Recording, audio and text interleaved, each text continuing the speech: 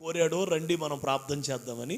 IFJ కూడా మన దేశం కోసం మన ఇంట్లో మన గృహాల్లో మనం ప్రార్థన చేస్తూ ఉంటాం, సంఘంలో కూడా చేస్తూనే ఉంటాం. కానీ దేశ రక్షణ కొరకు ఒక్కళ్ళమే ప్రార్థన చేస్తే సాధ్యం కాదు. కాబట్టి శద్రకు మేషక అబేద్నెగోల సహకారం కోరినట్లే దైవజనులు జెఫన్యా శాస్త్రి గారు మనందరి సహకారం కోరుతూ ఉన్నారు. దేవునికి స్తోత్రం. మనందరం కలిసి ప్రార్థన చేద్దాం, కలిసి విజ్ఞాపన చేద్దాం అని మరి అందరి సహకారమును కోరుతూ విజ్ఞాపనలు చేస్తూ సాగిపోతున్నదే ఈ ఐఎఫ్జే. దేవునికి స్తోత్రం. భారతదేశంలో 2000 సంవత్సరాలుగా వాక్యం ప్రకటించబడుతున్న, రక్షణ పొందుతున్న వారి శాతం చాలా తక్కువగా కనపడుతుంది. కనుక మరి ప్రసంగిస్తున్న సేవకులే ప్రార్థనకి మోకాళ్ళ మీదకి రావాలి అని ఒక భారంతో ప్రారంభించబడింది ఈ ఐఎఫ్జే. ఐఎఫ్జే అంటే ఐ యామ్ ఫర్ జీసస్.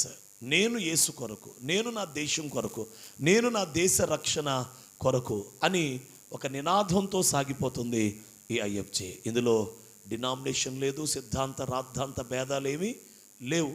ఈ యొక్క ఐఎఫ్జేలో నాయకత్వాలు లేవు. అందరం నాయకులమే, అందరం సేవకులమే, అందరం దాసులమే, అందరం ప్రార్థన యోధులమే. దేవునికి స్తోత్రం. భేదాలు ఏమీ లేవు.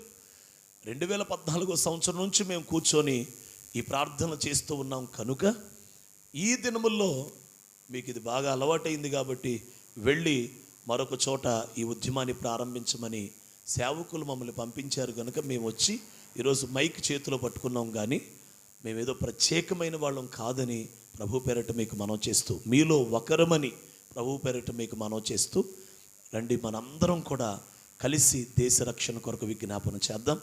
వచ్చే నెల లేకపోతే ఆగస్టు నెలలో ఐఎఫ్జే ఎక్కడ జరగదు. ఆగస్టు నెల వరకు, సెప్టెంబర్ నెల మరలా ఐఎఫ్జే జరుగుతుంది. ఎందుకంటే ఆగస్టులో గుంటూరులో, మీకు దగ్గర గుంటూరులో 17, 18 2 రోజులు అద్భుతమైన సెమినార్లు మరి జరగబోతున్నాయి. పగలు సాయంకాలం విశ్వాసులకి సేవకులకి ఆరాధన ఉత్సవాలు అని ఒక కార్యక్రమం జరగబోతుంది. హల్లెలూయా. ప్రభునామములో మీ అందరినీ ఆహ్వానిస్తూ ఉన్నాం. మరి ఈరోజు ఇక్కడ ఉన్నటువంటి సేవకులమైన మేము అలాంటి సెమినార్ల్లో ఎంతగానో బలపరచబడ్డాం. కాబట్టే ఈరోజు మేము మరొక చోటకు వెళ్ళి నడిపించే కృప దేవుడు మాకు ఇస్తున్నాడు. చాలామంది సేవకులు సాక్ష్యాలు చెప్పారు. ఆ ఐఎఫ్జే సెమినార్లో పాల్గొనటం వల్ల మా సేవ మరి క్రమబద్ధీకరణ చేయబడింది, మేము క్రమంలోకి వచ్చాం, సేవకులుగా మా జీవితంలో మేము సరిచేయబడ్డాం, మేము బలపరచబడ్డాం అనే విషయాలు మరి సెమినార్లో సాక్ష్యాలు ఉన్నాయి. కనుక మీ అందరినీ ప్రేమతో ఆహ్వానిస్తూ ఉన్నాం. మరి విజయవాడ దాకా ఒకవేళ రాలేకపోయినా 17, 18 గుంటూరుకైనా తప్పకుండా బాపట్ల నుంచి రావాలని ప్రభు పేరిట మీకు మనవి చేస్తూ ఉన్నాం. మీకు పత్రికలు అందినాయి అని నేను నమ్ముతున్నాను. గుంటూరు అందలేదా? వస్తున్నాయి గుంటూరు పాంప్లెట్స్ మరి కూడా చివరిలో ఇవ్వండి, లేదు పోనీ లేకపోతే చివరిలో ఇవ్వండి, పర్వాలేదు. దేవునికి స్తోత్రం కలుగునుగాక. ఈ సమయంలో ఒక్క తలంపును మాత్రమే మీ ముందుంచి నేను సెలవు తీసుకోవాలని ఆశపడతా ఉన్నాను. సేవకులం గనుక మనందరం కూడా ప్రభు వాక్యాన్ని కొద్ది నిమిషాలు ధ్యానం చేద్దాం.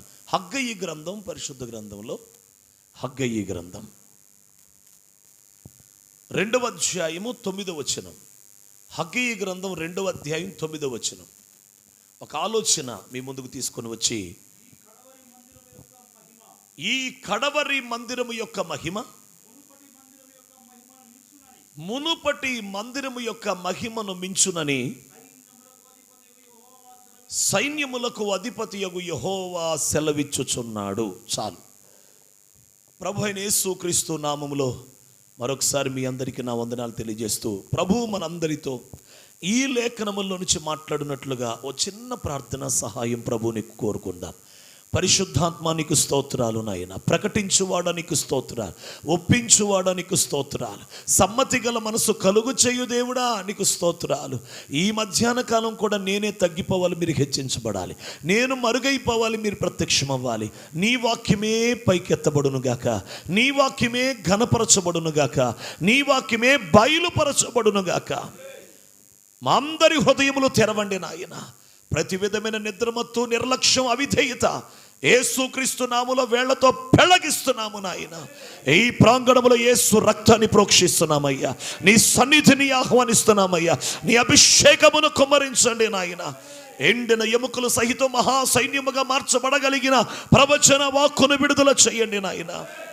పరిశుద్ధాత్మ మీ శైలిలో మీ స్థాయిలో మీరు స్వేచ్ఛగా కదలాడి చేయదలిచిన కార్యము జరిగించమని యేసు రక్తాన్ని ప్రోక్షించుకుంటూ దేవదూతల పరిచర్య కోరుకుంటూ యేసయ్య నామమున ప్రార్థించి పొందియున్నాము తండ్రి. ఆమేన్. హల్లెలూయా. కడవరి మందిరం అనే మాటని మీ ముందుకు తీసుకురావాలని ప్రభు ఆత్మ చేత నేను ప్రేరేపించబడ్డాను. హల్లెలూయా. గడిచిన 2 నెలల క్రితం అనుకుంటే ఇక్కడ జరిగినట్లుంది ఇసాక్ గారు, 2 months బిఫోర్ ఇక్కడ జరిగింది. అప్పుడు నేను కడవరి వర్షాన్ని గురించి చెప్పాను. ఇక్కడ కడవరి వర్షము, కడవరి ఉజ్జీవం గురించి మాట్లాడాను. దేవునికి స్తోత్రం. మీలో కొంతమంది దైవజనులు వస్తుంటే మీ జ్ఞాపకం ఉండి ఉండొచ్చు. ఏలియాని గురించి మాట్లాడుతూ కడవరి ఉజ్జీవాన్ని గురించి మాట్లాడాను. దేవునికి స్తోత్రం. ఈ రోజున కడవరి మందిరం గురించి ఒక తలంపుని మీ ముందుకు తీసుకురావాలని నేను ఆశపడుతూ ఉన్నాను. మరి కడవరి మందిరం గురించిన అనేక అంశాలు ఇందులో ఉన్నాయి. అది మునుపటి మందిరం యొక్క మహిమ కంటే కడవరి మందిరం యొక్క మహిమ ఏమవుతుందంట? మించిపోద్ది. అసలు కడవరి మందిరం అంటేనే అంత్యకాలపు మందిరం, చివరి దినముల మందిరం. కడవరి అంటే చివర. దేవునికి స్తోత్రం. ఇక మన పరిభాషలో మనకు అర్థమయ్యే భాషలో మాట్లాడుకోవాలంటే క్రొత్త నిబంధన మందిరం, క్రొత్త నిబంధన సేవ. హల్లెలూయా. అంటే నూతన నిబంధన సేవ, యేసు ప్రభు తర్వాత నుంచి ఉండే ఓ సేవ. దేవునికి స్తోత్రం. ఈ కడవరి మందిరం దేవుడు మన చేతిలో పెట్టాడు కనుక ఇందులో కీలకమైన అనేక అంశాలు ఉన్నాయి. కానీ ఒక్కటి నేను చేపట్టి మనం ధ్యానం చేద్దాం. అదేమిటంటే కడవరి మందిరం ఎవరి చేత కట్టించాలనుకున్నాడు దేవుడు అనే ఒక ఆరోగ్యకరమైన ఆలోచన మీ ముందుకు తీసుకురావాలని ఆశపడుతున్నాను. ఎందుకంటే రేపు రాకడలో ఎత్తబడబోతున్న సంఘం ఈ కడవరి మందిరమునకు సంబంధించింది గనుక, క్రొత్త నిబంధన సంఘం గనుక, మనమే దాన్ని కట్టవలసిన వారం గనుక, మరి ఆయన ఎవరి చేత కట్టిస్తాడు? మా చేత కట్టిస్తున్నాడు కదండి. అవును, మనందరి చేత కట్టిస్తున్నాడు. అయితే అసలు దేవుని మనస్సులో కడవరి మందిరమును కట్టుటకు ఆయన ఎవరికి అప్పగించాడు ఆ బాధ్యత? ఎవరి చేతిలో పెట్టాడు? ఈ చివరి దినముల సేవ, ఈ అపోస్తుల బోధ అనే ఈ పరిచర్య, ఈ క్రొత్త నిబంధన సంఘపు సేవ. హల్లెలూయా. ఈ ధ్యానములో నా ప్రియ సేవకులారా, దేవుడు ఈ హగ్గయి గ్రంథములో ఆ బాధ్యత ఎవరి చేతిలో పెట్టినట్టుగా మనకు కనబడుతుందంటే, ఒకసారి అలా పేజీ వెనక్కి వస్తే 2వ అధ్యాయం మొదటి 2 వచనాల్లో మనం చూస్తే కడవరి మందిరం ఎవరి చేత దేవుడు కట్టించదలిచాడు? 7వ నెల 20వ 1వ దినమున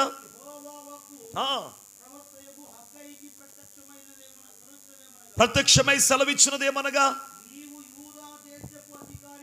యూదా దేశపు అధికారియగు జెరుబ్బాబెలుతో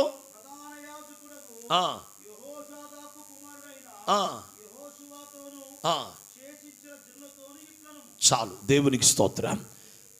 ఇక్కడ మనం గమనిస్తే దేవుడు ఎవరితో ఈ కడవరి మందిరాన్ని కట్టించాలనుకున్నాడు అనే ఈ వాక్య భాగంలో మనం చూస్తే షయల్తీయేలు కుమారుడైన జెరుబ్బాబెలు అనే పేరు కనబడుతుంది. దేవునికి స్తోత్రం.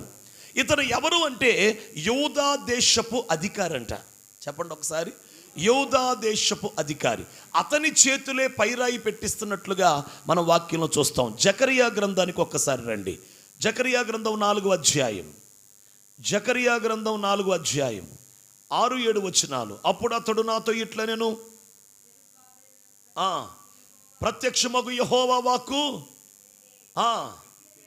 శక్తి చేతనైనను కాక ఇది జరుగునని యెహోవా సెలవిచ్చాడు. గొప్ప పర్వతమా,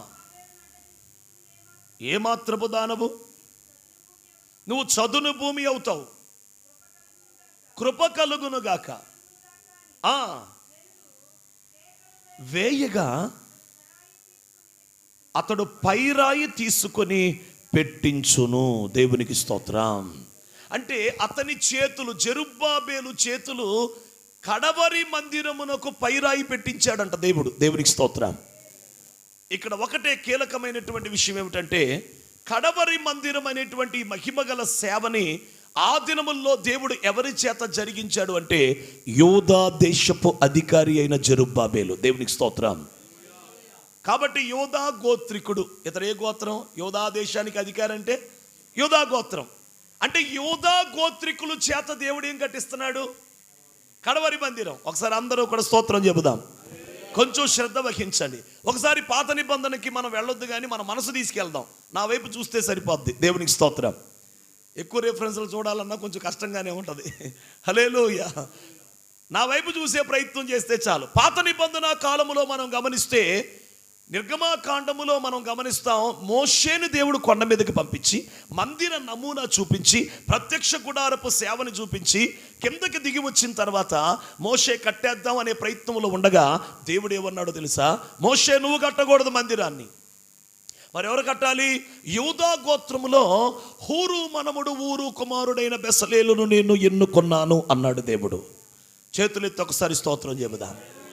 దేవుని మనస్సుని మనం పట్టుకునే ప్రయత్నం చేయాలని కోరుతున్నాను.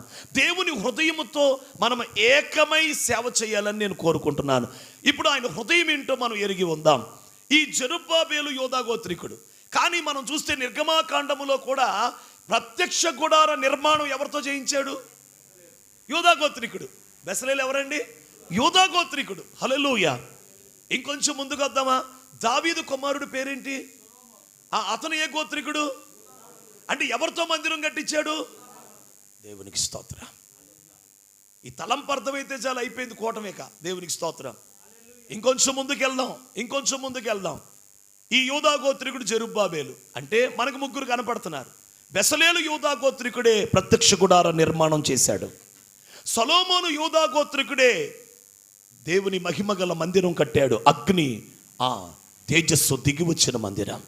ఇక్కడ జెరుబ్బాబెలు కూడా యూదా గోత్రికుడే. ఇతను దేవుని మందిరం కట్టుటకు దేవుని చేత ఎన్నిక చేయబడ్డాడు. దేవునికి స్తోత్రం.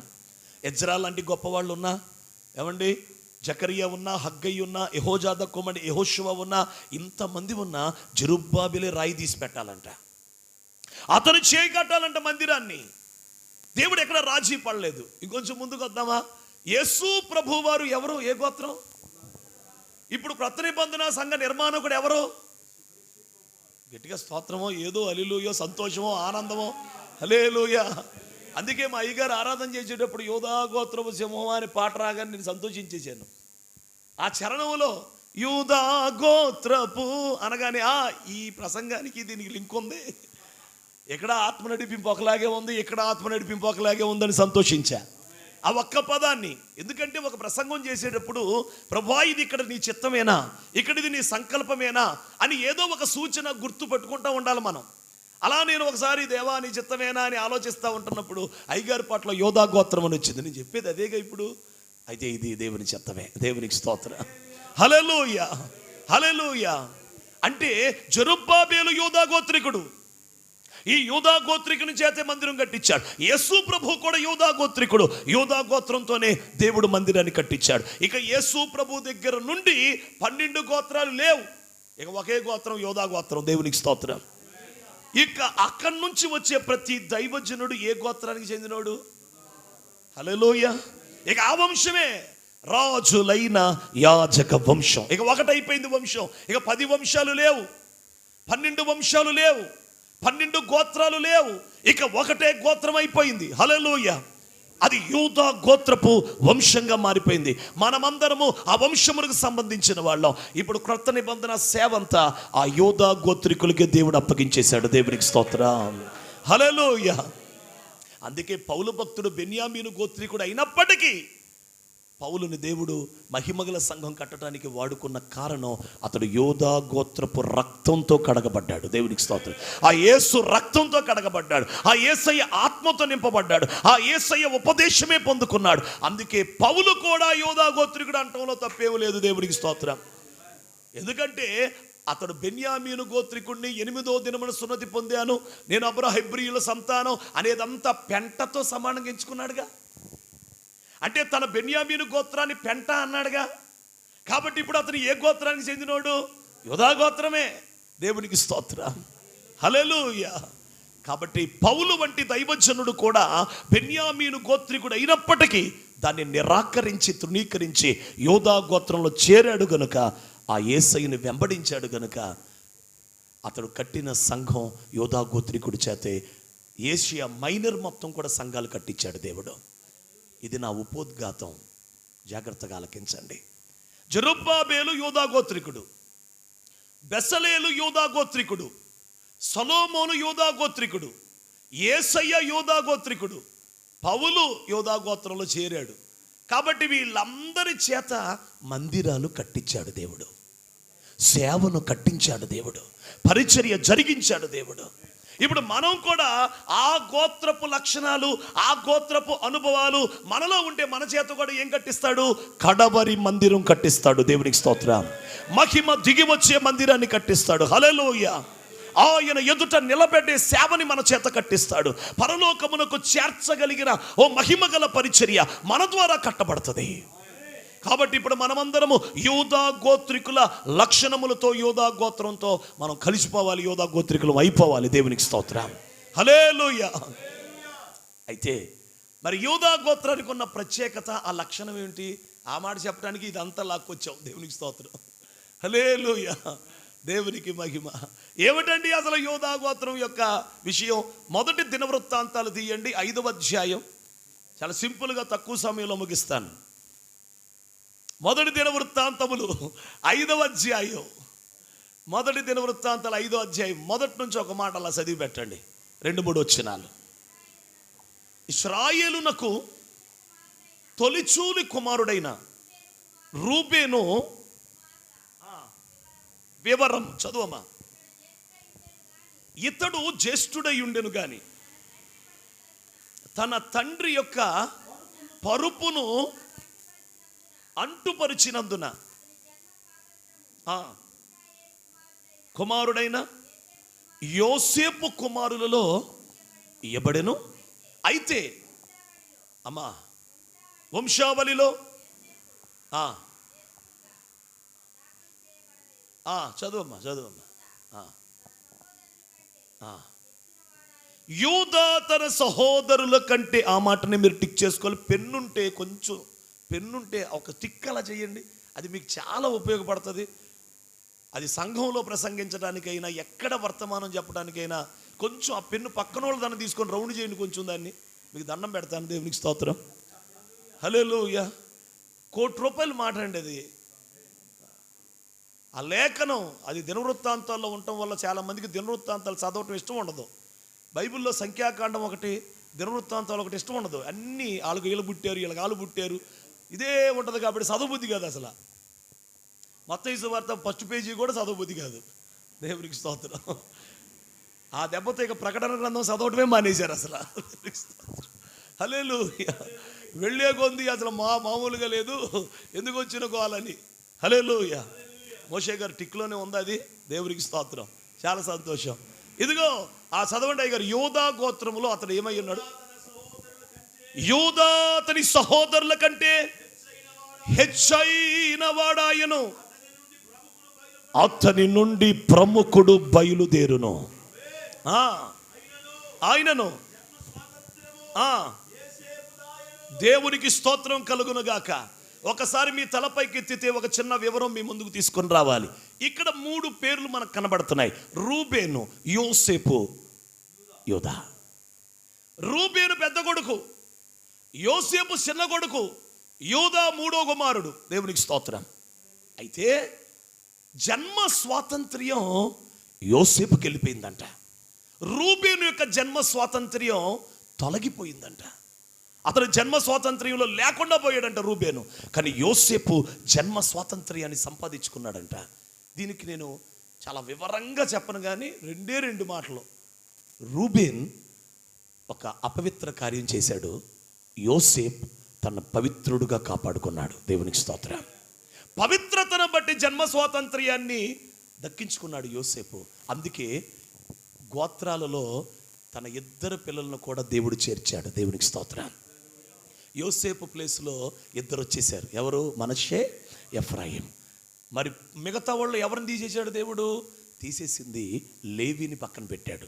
లేవిని లెక్క పెట్టకూడదు 12 గోత్రాలతో. దేవునికి స్తోత్రం. కాబట్టి ఈ 2 ప్లేసులు ఖాళీ అయినాయి. కాబట్టి ఒక తండ్రి పవిత్రంగా బతికినందుకు 2 కొడుకులు గోత్రకర్తలయ్యారు.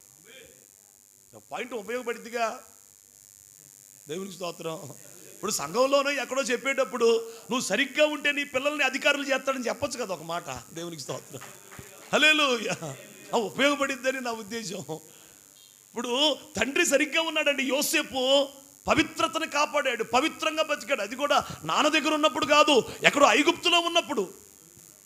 ఎక్కడో దేవుని భయం లేని దేశం, పాపాల విచ్చలవిడిగా చేసుకోగలిగిన దేశం, తన ఇష్టం వచ్చినట్టు బతకగలిగిన దేశం, అడిగేవాడు లేని దేశం, చూసేవాడు లేని దేశం. అక్కడ ఖచ్చితంగా పాపాలు చేసుకోవచ్చు. కానీ యవ్వన కాలంలో 17 సంవత్సరాలకు అక్కడికి వెళ్ళిపోయినా సరే అతడు పవిత్రతని కాపాడాడు. కాబట్టి తన పిల్లల 2 గోత్రకర్తలుగా దేవుడు చేసేశాడు. హల్లెలూయా. అందులో మళ్ళీ ప్రమోషను, ఆఫర్లు ఇంకా ఎన్నో ఉన్నాయి. అదేమిటంటే చిన్నోడిని పెద్దోడిని చేశాడు మళ్ళీ ఎఫ్రాయిముని. దేవునికి స్తోత్రం. హల్లెలూయా. అసలు ఇంక ఈ గోత్రాల చరిత్ర ఎంత అద్భుతంగా ఉంటుందో మీకు ఊరికి ధ్యానం కోసం చెప్తాను. ఇలా దేవుడు ఎఫ్రాయిము చిన్నోడిని పెద్దోడిని చేసిన తర్వాత కుదురుకుండొచ్చుగా. గాలిని మేచాడంట, అది మేచాడు, ఇది మేచాడంట. అందుకు మళ్ళా దావీదు టైంకి ఎఫ్రాయిము గోత్రమును కోరుకొనలేదు, మళ్ళా సియోనును కోరుకున్నాను అన్నాడు దావీదుని. మళ్ళా యోధా గోత్రంకి వచ్చాడు దేవుడు. దేవునికి స్తోత్రం. మీ ధ్యానం కోసం అట్లా గోత్రాల కోసం ఓ మంచి సబ్జెక్ట్ ఉంటుంది అక్కడ. దేవునికి స్తోత్రం. రూబేను అపవిత్ర కార్యము చేసినందుకు జన్మ స్వాతంత్ర్యం పోయింది. అసలు సహోదరుల్లో హెచ్చువాడిగా ఉండేది మొత్తం పోయింది. యోసేపు పవిత్రుడిగా ఉన్నందుకు జన్మ స్వాతంత్ర్యం దక్కింది. కానీ యోసేపు ఎంత పవిత్రంగా ఉండి జన్మ స్వాతంత్ర్యం సంపాదించినా యోధా తన సహోదరుల్లో హెచ్చైన వాడు, ప్రముఖుడు. యోధాలో నుంచే బయలుదేరాలంట. దేవునికి స్తోత్రం. ఏమిటండి యోధా గురించి దేవునికి అంత ఇష్టం? యోధా అంటే ఏమిటి అసలు? యోధా గురించి ఏంటి అంత ప్రేమ దేవునికి? బాపట్ల, ఆయా ప్రాంతాల నుంచి, చీరాల, ఇంకా ఈ మండలాల నుంచి వచ్చిన ప్రియ సేవకులు ఈ మాట వినండి. అందుకే యోధా గోత్రానికి ఏం అప్పగించాడో మొదట చెప్పి అప్పగించడానికి గల కారణం ఏంటో ఇప్పుడు చెప్తున్నాను. దేవునికి స్తోత్రం. ఎందుకని దేవుడు బెసలేలుతోనే మందిరం కట్టించాడు? ఎందుకని దేవుడు జెరుబ్బాబెలుతో కట్టించాడు? ఎందుకని దేవుడు సొలొమోనుతో కట్టించాడు? ఎందుకు యేసయ్య యోధా గోత్రంగా రావాల్సి వచ్చింది? ఎందుకు పౌలు కూడా యోధా గోత్రంలోనికి చేరిపోయినట్లు బెన్యామీను గోత్రాన్ని పెంటతో సమానంగా ఎంచవలసి వచ్చింది? అంటే యోధా గోత్రములో ఉన్న ప్రాధాన్యత చాలా విలువైనది. దేవుడు తన సహోదరులందరికంటే యోధాని హెచ్చించాడు. ప్రముఖుడు అతనిలో నుంచే బయలుదేరాడంట. దేవునికి స్తోత్రం.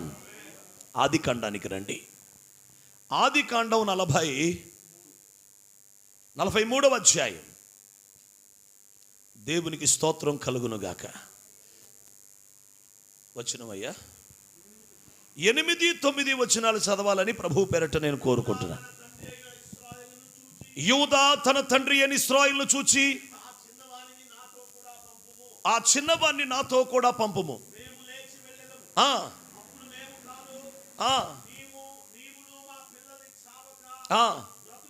నీవును మా పిల్లలను చావక బ్రతుకుదుము. ఆ మాటే మీరు టిక్ చేసుకోవాలి. నేను అతన్ని గూర్చి పోటపడుదును. అబ్బా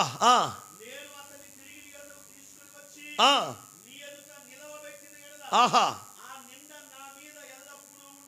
నిలువ బెట్టని ఎడల ఆ నింద నా మీద ఎల్లప్పుడూ ఉండును. ఒకళ్ళు నిలవ పెడితే నింద ఉండదు. దేవునికి స్తోత్రం. అద్భుతమైన చాలా వెయిట్. అయ్యగారు వినాలండి. దేవునికి స్తోత్రం చెబుదాం. వినాలి. దేవునికి స్తోత్రం. హల్లెలూయా. ఇక్కడ ఒక కీలకమైన శ్రేష్టమైన అనేక విషయాలు ఆ ఒక్క వచనంలో రాయబడ్డాయి. అదేమిటంటే తన తండ్రితో చెప్పిన మాట, యోధా తమ్ముడిని పంపించు, నేను అతని గురించి పోటపడుదును. ఒకసారి అనండి ఆ మాట. కొంచెం అనొచ్చు కదా. ఇప్పుడు విశ్వాసులు మనం ఏమంటాం? చెప్పండి అంటాం. ఇప్పుడు మన సేవకులం పిల్లలం అయిపోవాలి. హల్లెలూయా. కొంచెం మర్చిపోదాం ఒకసారి సేవకులం అని. ఇందాం ఒకసారి. నేను నీ గురించి పోటపడుదును అనండి. నీవు నన్ను అడగవలెను, నీవు అతనిని గురించి నన్ను అడగవలెను. ఈ 2 మాటలు యోధా చరిత్రని మార్చేసినాయి. చరిత్ర చేంజ్ అయిపోయింది అంతే. లైఫే మారిపోయింది యోధా లైఫ్. దేవుని మనసులో 100కి 100 మార్కులు కొట్టేశాడు. 100కి 100 మార్కులు కొట్టేశాడండి యోధా. ఆకాశం నుంచి చూస్తున్న దేవుడు అబ్బా సరైనోడు దొరికాడు, ఇక ఇతన్నే నేను సహోదరుల్లో హెచ్చైన వాడిగా నేను నిలబెట్టేయాలి, ఇతనిలోంచే ప్రముఖుడు బయలుదేరాలి, ఇతనిలో నుంచే నా కుమారుడైన యేసుక్రీస్తుని పంపించాలని తండ్రి ఫిక్స్ అయిపోయాడు.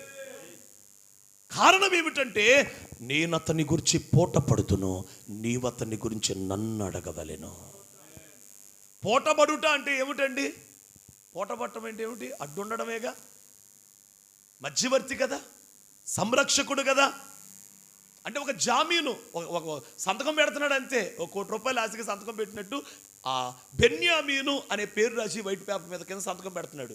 నువ్వు నన్ను అడుగు బెన్యామీను గురించి, తేడా వస్తే నాది లెక్క, నన్ను అడుగు, నేను మరలా అతన్ని తీసుకొచ్చి నీ ఎదుట నిలబెట్టకపోతే. అబ్బా దేవునికి స్తోత్రం. ఏం మాట్లాడాడండి? సామర్థ్యం సరిపోద్దా లేదా ఆలోచించలా, నిలబెట్టగలనా లేదా ఆలోచించలా. ఐగుప్తు తీసుకెళ్ళిన తర్వాత ఆ దేశపు అధికారి మమ్మల్ని పంపించడా తెలియదు. కోట గుమ్మాలకు తలలు నరికేస్తాడా తెలియదు. అసలు ఏం జరిగిందో తెలియదండి. వేరే దేశం వెళ్తున్నారు, తిండి గింజల కోసం వెళితే తిండి గింజలు ఇచ్చి పంపించి మళ్ళా తమ్ముడు తీసుకురండి అన్నారు. దేవునికి స్తోత్రం. మళ్ళా నాన్న దగ్గరికి వచ్చి అడుగుతున్నాడు, నా తమ్ముడు పంపించంటే, అరే ఒకరిని బాగొట్టుకున్నాను, ఇప్పుడు తమ్ముడిని బాగొట్టుకుంటే నా బతికేంట్రా అని ఏడుస్తున్నాను అంటాడు యాకోబు. అయినా యూదా తమ్ముడిని ఎలాగన్నా తీసుకెళ్లాలని చెప్పి, దేవునికి స్తోత్రం, అతని గురించి నేను పూట పడుతున్నాను నానా, నాది పూచి నేను పూట పడుతున్నాను. హల్లెలూయా. ఈ మాటని యోసేపు దగ్గర కూడా జ్ఞాపకం చేశాడు. ఆ మాట ఒకసారి చదవండి. 44:32 యోసేపు దగ్గర కూడా జ్ఞాపకం చేశాడండి. 44:32 తమ దాసుడైన నేను ఈ చిన్నవాణ్ణి గురించి అదుగా నా తండ్రికి పోటపడ్డాను.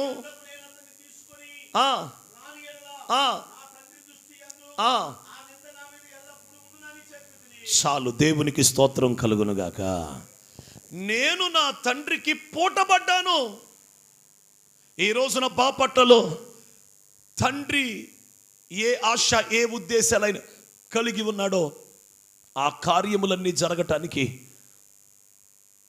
భారతదేశం కోసం పోటపడే వాళ్ళు బాపట్లలో ఉన్నారా? భారతదేశం కోసం, ప్రభువా ఈ దేశం కోసం నన్ను అడుగు.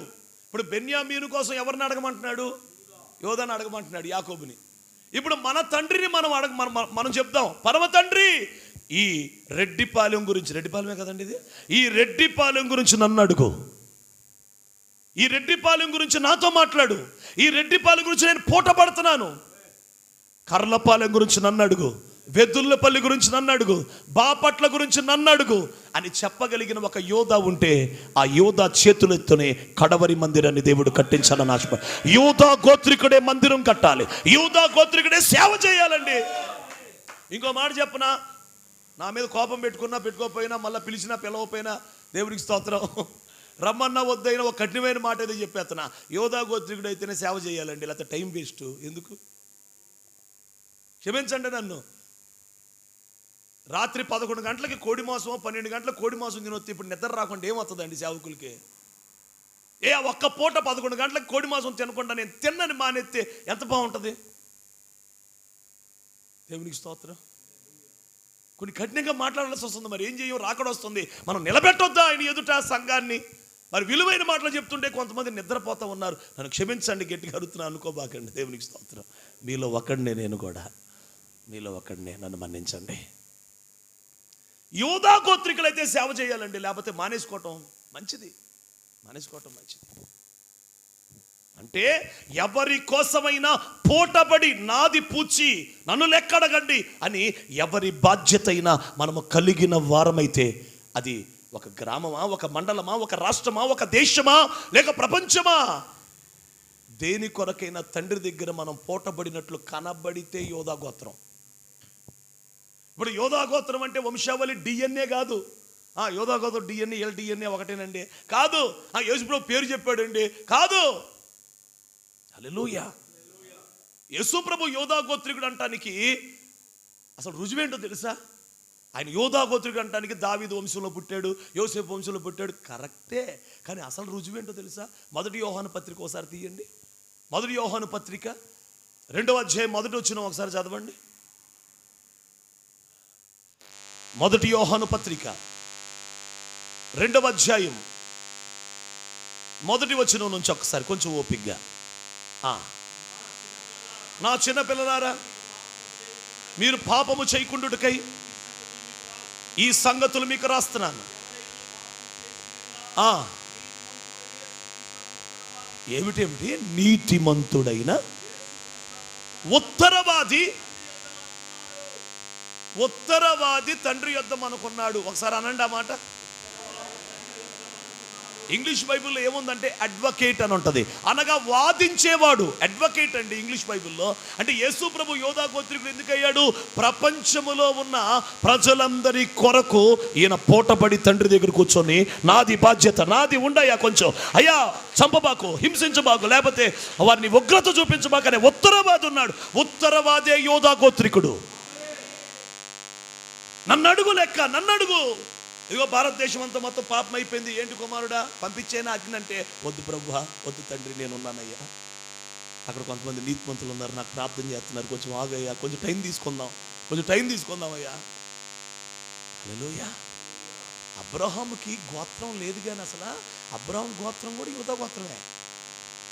మామూలుగా స్టార్టింగ్ గోత్రం లేదు కదా, హెబ్రీయుడు. అబ్రహాం ఎవరు? హెబ్రీయుడు. యాకోబు దగ్గర నుంచే కదా గోత్రాలు.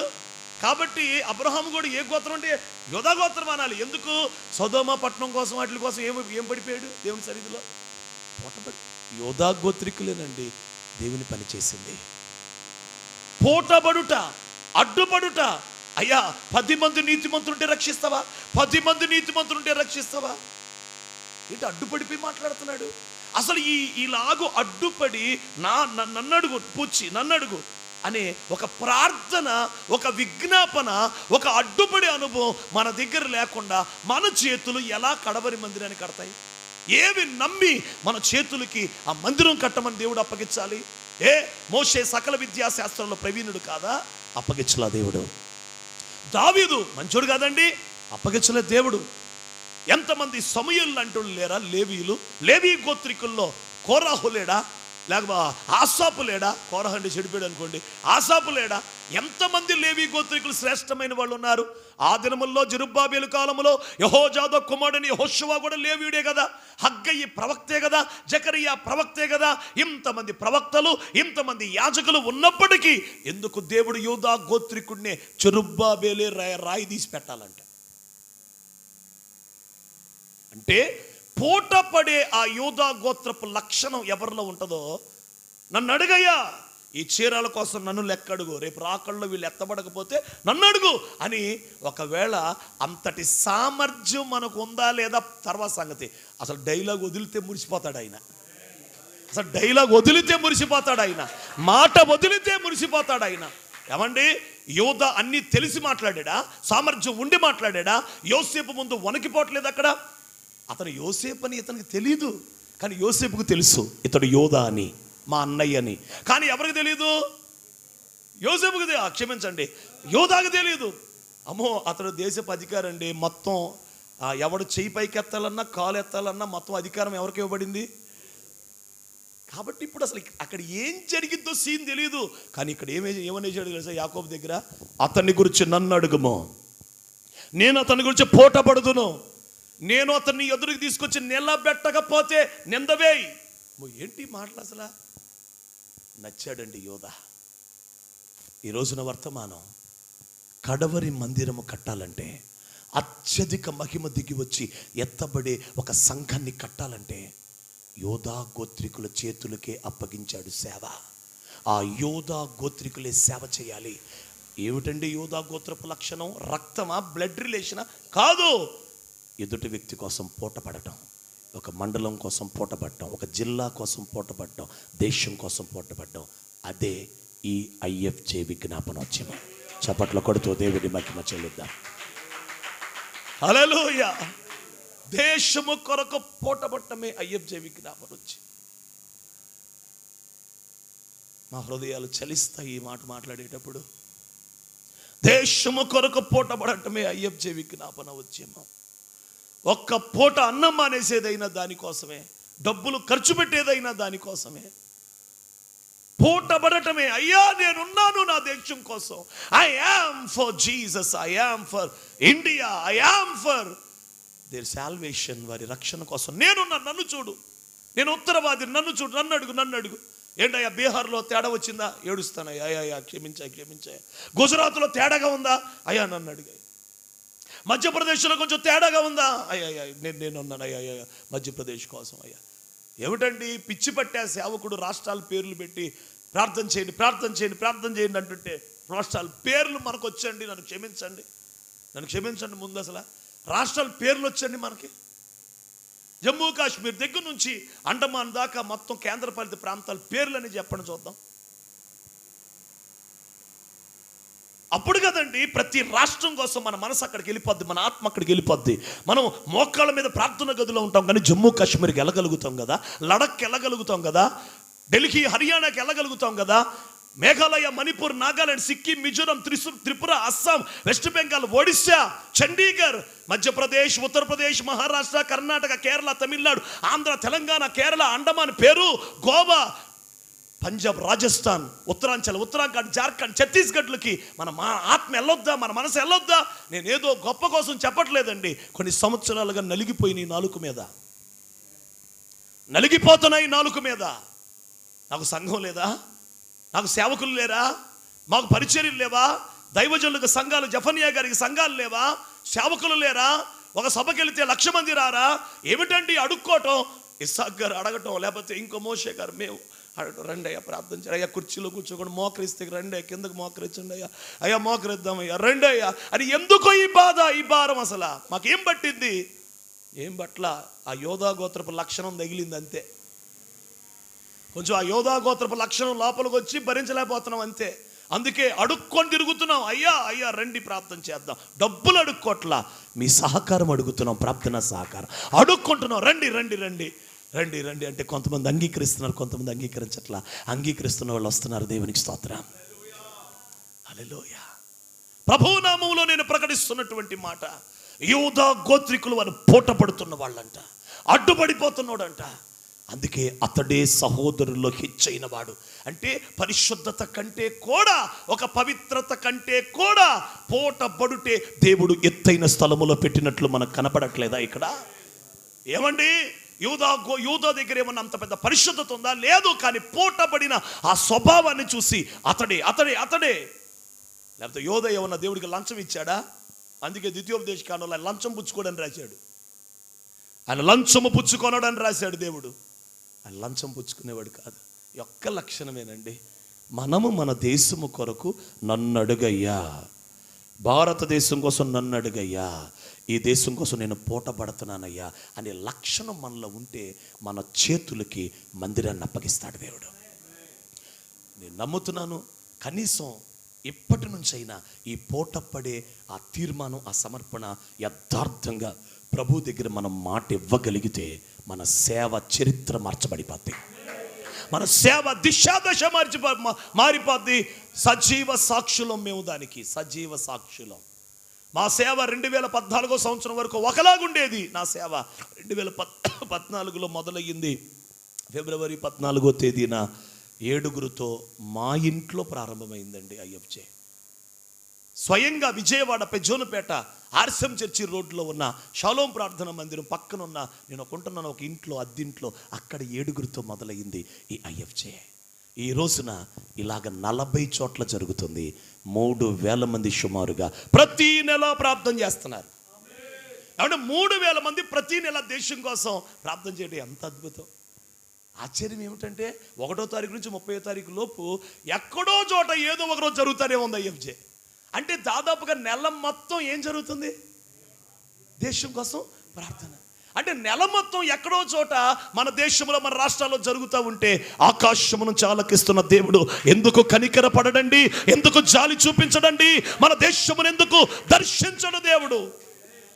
అందుకే ఆహ్వానిస్తున్నాం, రండి యూదా గోత్రికులుగా రండి, పూటపడదాం, అడ్డుపడదాం, మోకాళ్ళ మీదకి వచ్చేద్దాం. దేవునికి స్తోత్రం. యెషయా గ్రంథంలో ఒక రోషం కలిగించే మాటను చదివిపించి నేను ముందుకు వెళ్తాను. ఒక మాటతో ముగిస్తాను. చూడండి, యెషయా గ్రంథంలో 59వ అధ్యాయం 16వ వచనం. 59:16. యెషయా గ్రంథం 59:16లో సంరక్షకుడు లేకపోవుట ఆయన చూచెను, మధ్యవర్తి లేకుండుట చూచి ఆశ్చర్యపడిను. ఎంత సిగ్గుపడాలంటే ఈ మాటకి.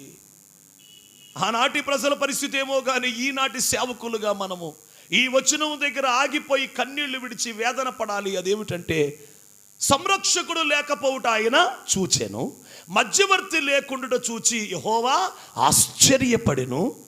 చూడండి, అప్పుడంటే ఆయన బాహువే ఆయనకు. అంటే చివరికి తన కన్న కొడుకు, బాహు అంటే ఎవరు? యేసయ్య. కుడి పార్శ్వమున ఆయన బాహు. కన్న కొడుకు యేసయ్య సహకరించాల్సి వచ్చింది, కానీ భూమి మీద ఉన్నాడు ఎవడు సహకరించలేదంట. మళ్ళీ సంరక్షకుడు మధ్యవర్తి బాహువే, యెహోవా బాహువే. అంటే ఇంకొక లేరా యెహోవాకి? యెహోవాకి దిక్కు లేరంటండి బాబు. నన్ను క్షమించండి, ఈ మాటలు వాడుతున్నాను, కొన్ని కఠినమైన మాటలు. ధైర్యం చేస్తున్నాను. యెహోవాకంట సంరక్షకుడు ఉన్నాడా? ఎవరైనా ఉన్నాడా? యెహోవాకి మధ్యవర్తి ఎవరు ఉంటే ఎవరు లేరంట. అందుకు ఆయన బాహువే ఆయనకి సహాయం చేయాల్సి వచ్చిందంట. ఆయన బాహు అంటే కొడుకే చేశాడు, కన్న కొడుకు యేసుప్రభు చేశాడు, కానీ భూమి మీద ఎవడూ లేడంట. దేవునికే దిక్కు లేకపోతే ఐఎఫ్జే పరిస్థితి ఏంటి? మేము కూడా అందుకే వెళ్తున్నాం, ప్రతి ఊరు వెళ్తున్నాం. రెండు బాబు అంటే ఎవరో బాహువులు అంటోళ్ళే వస్తున్నారు. యెహోవా బాహువులు అంటోళ్ళు కొంతమంది ఈ ఊర్లో దొరికారు మాకు. ఇసాక్ గారు లాంటి వాళ్ళు ఇంకా కొంతమంది వీళ్ళంటి దొరికారు మాకు. దేవునికి స్తోత్రం. మాయి గారు, హనోక్ గారు లాంటి వాళ్ళు. దేవునికి స్తోత్రం. హల్లెలూయా. అందుకే సంరక్షకుని పాత్ర, మధ్యవర్తి పాత్ర ఆయన వెతుకుతున్నాడు. సంరక్షకుడు ఉన్నాడా అంటే అన్ని బాధ్యత చూసుకోవటం. దీనికోసం నాది లెక్క, ఈ వస్తువు గురించి నాది లెక్క. మధ్యవర్తి, నన్ను అడిగయ్యా, వాళ్ళతో మాట్లాడ్డు, నాతో మాట్లాడాలి. నేను మధ్యవర్తిని. నినివేతో మాట్లాడ్డు, మధ్యవర్తితో మాట్లాడతాడు. సొదొమతో మాట్లాడ్డు, మధ్యవర్తితో మాట్లాడతాడు. ఐగుప్తుతో మాట్లాడ్డు, మధ్యవర్తితో మాట్లాడతాడు. భారతదేశంతో మాట్లాడ్డు, మధ్యవర్తులతో మాట్లాడతాడు. షోమ్రోన్తో మాట్లాడ్డు, ఏలియాతో మాట్లాడతాడు. మధ్యవర్తితో మాట్లాడతాడు. ముందు వాళ్ళ దగ్గరికి వెళ్ళడు. అసలు వాళ్ళ సంగతి ఎట్లున్నా మధ్యవర్తి దగ్గరికి వచ్చి ఏంటి మనోళ్ళు ఏంటి అసలు అట్లా చేస్తున్నారు. ఇశ్రాయేలుతో మాట్లాడ్డు, మోషేతో మాట్లాడతాడు. ఈ ప్రజలు చెడిపోయారబ్బా, లోబడినాను ప్రజలు. మోషేతో మాట్లాడతాడు. అంటే మధ్యవర్తి ఆయనకి కీలకమైన పదవి. అసలు ఆయన కీలకమైన అపాయింట్మెంట్ మధ్యవర్తి. అది యోధా తీసుకున్నాడు. అబ్బా, ఈ స్వభావం అందరిలో వచ్చేస్తే అదే కదా నేను కోరుకుందే. అంటే ఒకరి పాపమును పరిహరించాలంటే, ఒకరి ఎడల ఏదైనా ఆయన చెయ్యాలనే మనసు ఆయనకి రావాలంటే పోటపడే వ్యక్తి మధ్యవర్తి కనపడాలి. అదే కదండి, మీరు తీయక్కర్లేదు. సేవకులు మనకు తెలుసు. యోబు గ్రంథంలో ఏముంది? వేలాది దూతల్లో ఘనుడైన ఒక మధ్యవర్తి ఉండిన ఎడల ఆ మంచం బట్టి ఎముకలు పొడుచుకులు వచ్చినోడిని నిర్దోషిగా మారుస్తాడంట. యోబు గ్రంథంలో ఉంటా, తర్వాత చూసుకొని టైం లేదు మనకి. వేలాది దూతల్లో ఘనుడైన ఒక మధ్యవర్తి ఉండిన ఎడల ఆ మంచం మీద ఒక మారు చెప్తే ఎననోడు, 2 మార్లు చెప్తే ఎన్నోడికి ఎముకలు ఏమైనాయి? పొడుచుకొచ్చినాయి. ఆడు చచ్చిపోయేటట్టు అయ్యాడంట. అయినా మధ్యవర్తి వెళ్ళి అతనితో మాట్లాడితే దేవుడు అతని పూర్వస్థితి, క్షేమస్థితి మరలా దయచేసి నిర్దోషిగా మార్చేస్తున్నాడంట. అంటే దేవునికి కోపం వచ్చింది. ఒక మనిషి మంచం పట్టాడు, చచ్చిపోయే స్థితికి వచ్చాడు. ఇప్పుడు ఒక మధ్యవర్తి వెళ్తే మంచం మీద ఉన్నోడిని లేపి నడిపిస్తాడంట. ఒక సువార్థికుడికి ఈ మాట చెప్పి, సువార్త చెప్పండి రా నాయన అని చెప్పి ఒక మధ్యవర్తి, నువ్వు మంచం పట్టిన వాళ్ళు 3 మంది ఉన్నారు గ్రామాల్లో, వాళ్ళ దగ్గరికి నువ్వు వెళ్ళి వాక్యం చెప్తే నువ్వు వేలాది దూతల్లో గనుడైనోడు నువ్వేరా. దేవునికి స్తోత్రం. అంటే దేవుడు ఎక్కడ చూసినా ఒక మధ్యవర్తి ప్లేస్మెంట్ కోసం ఆయన వెతుకుతున్నాడు. ఈ మాట గతంలో నేను మీకు చెప్పినట్టు జ్ఞాపకమే, అయినా జ్ఞాపకం చేస్తాను ఒకసారి. యెషయా గ్రంథం 62వ అధ్యాయం 7వ వచనం చదివితే ఇక ముగింపే. 7వ, యెహోవా జ్ఞాపకకర్తలారా విశ్రమింపకుడి, యెరూషలేమును స్థాపించే వరకు విశ్రమింపనీయకుడి. చాలయ్య గారు, దేవునికి స్తోత్రం. యెహోవా జ్ఞాపకకర్తలారా అనండి ఒకసారి. ఆ ప్రభువుని ఏం చేయనివ్వకూడదంట? నిద్రపోనివ్వకూడదు. మన భాషలో చెప్పాలంటే యెహోవాని ఏం చేయనివ్వకూడదు, నిద్రపోని. కానీ నాకు విచిత్రం ఏంటో తెలుసా, యెహోవా జ్ఞాపకకర్త అనే మాటే నాకు చాలా ఆశ్చర్యంగా ఉంది. ఎందుకు? జ్ఞాపకకర్త అంటే ఎవరు? అయ్యా అయ్యా అయ్యా అయ్యా అయ్యా అయ్యా అయ్యా అయ్యా అయ్యా ఎవరైనా జ్ఞాపకం చేసేవాడు. నేను అంటున్నాను, యెహోవాకి ఇంకెవరైనా జ్ఞాపకం చేయాలా? ఆశ్చర్యమే కదా. అసలు ఆయనకున్న జ్ఞాపక శక్తి, ఆయనకున్న ఆ మెమరీ పవర్ భూమి మీద ఎవరికన్నా ఉంటుందా? ఇప్పటికి ఎన్ని తరాలండి ఆదాము దగ్గర నుంచి? అన్ని తరాలలో ప్రతి ఒక్క చిన్న పిల్లోడితో కూడా గుర్తే ఆయనకి మొత్తం బ్యాచి. అయినా అంటాడు, నాకు జ్ఞాపకకర్త కావాలి. అసలు ఆయన ఆలోచనలో నిర్ణయాలు చాలా ఆశ్చర్యంగా ఉంటాయండి. ఈ మధ్యవర్తి అనే వ్యక్తి పనేంటి? ఈ సంరక్షకుడు పనేంటి? జ్ఞాపకం చేయటం.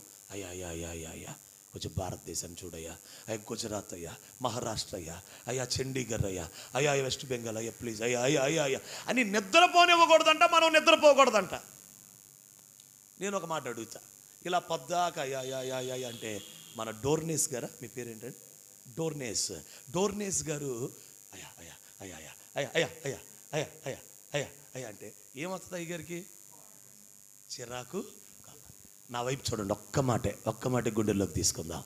యెహోవానంట మనము ఇలా జ్ఞాపకం చెయ్యకపోతే చిరాకు వస్తుందంట మన మీద.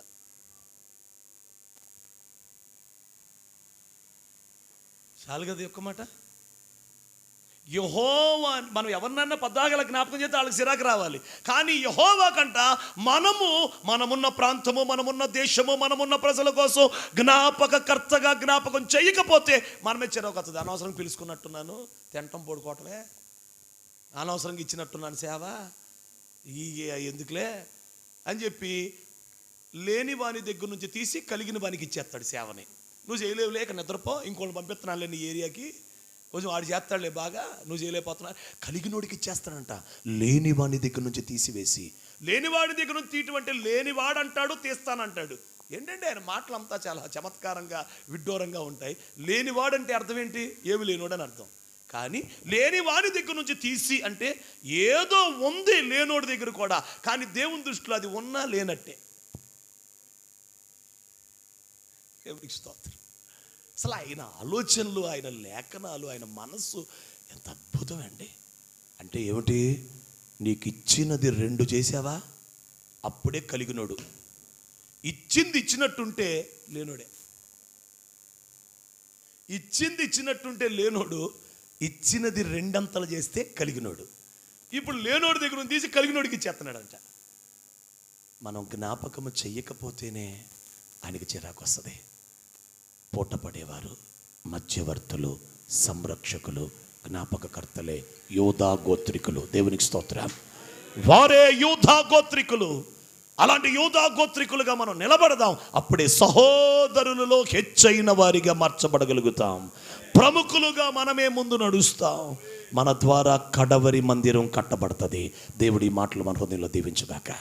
అందరి మోకాళ్ళ మీదకి వచ్చి ఈ కృప నాకు ఇవ్వయ్యా, పోటబడే కృప, ఒక ప్రజల కోసం